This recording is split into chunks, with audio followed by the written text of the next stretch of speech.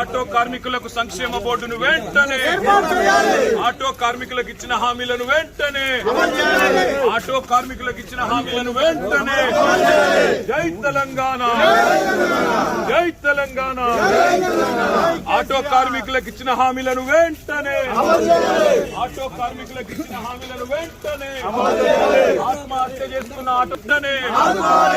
ఆత్మహత్య చేసుకున్న ఆటో కార్మికుల కుటుంబాలకు వెంటనే ఆత్మహత్య చేసుకున్న ఆటో కార్మికుల కుటుంబాలను వెంటనే ఆత్మహత్య చేసుకున్న ఆటో కార్మికుల కుటుంబాలను వెంటనే ఆత్మహత్య చేసుకున్న ఆటో కార్మికుల కుటుంబాలను వెంటనే ఆటో కార్మికులకు ఇచ్చిన హామీలను వెంటనే ఆటో కార్మికులకు ఇచ్చిన హామీలను వెంటనే జై తెలంగాణ ఆటో కార్మికులకు సంక్షేమ బోర్డును వెంటనే.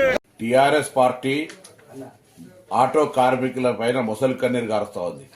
నిజంగా వాళ్ళు ప్రభుత్వం 10 సంవత్సరాలు ఉన్నప్పుడు ఆర్టీసీ కార్మికులకు తీసుకున్న సంక్షేమ కార్యాలయం అని ఉంటే చెప్పాలి. ఉదాహరణకు మెట్రో వస్తే ఇతరులపై ప్రభావం పడ్డదనో, మహిళలకు ఉచిత ప్రయాణం ఇస్తే ఆటోలపై ప్రభావం పడ్డదనో చెప్పేటువంటి ఆరోపణ తప్పు. మేము ఎక్కడ కూడా బస్సు ప్రయాణికుల ఇంటికి వెళ్లడంలే. బస్సు గతంలాగానే బస్టాండ్ నుంచే పోతా ఉంది. ప్రజలు ఇంటి దగ్గర నుంచి బస్టాండ్కి రావడానికి ఆటోలు వాడుకుంటా ఉన్నారు. అవును, ఎన్నికల హామీ మేము 12,000 రూపాయలు సంవత్సరానికి ఇస్తామని చెప్పినాం. మీ నిర్వాహకం వల్ల, ఆర్థిక సంక్షోభం వల్ల ఈ సంవత్సరం ఇవ్వలేకపోయినాం. భవిష్యత్తులో తప్పకుండా ఆటో కార్మికులను ఆదుకునే బాధ్యత మా ప్రభుత్వానికి ఉన్నది. ఇటువంటి రాజకీయ క్రీడలు మీరు ఇలా ఒక రోజు కొరకు ఏదో ఆటో కార్మికులు వేసుకునే డ్రెస్సులు వేసుకొని ఇతరత్ర ఏదో ఇటువంటి వేషాలు వేసేటువంటి ప్రయత్నం, నిన్న బేడీలు వేసుకొని ఇటువంటి చేయడం అనేటువంటిది పొలిటికల్ డ్రామా.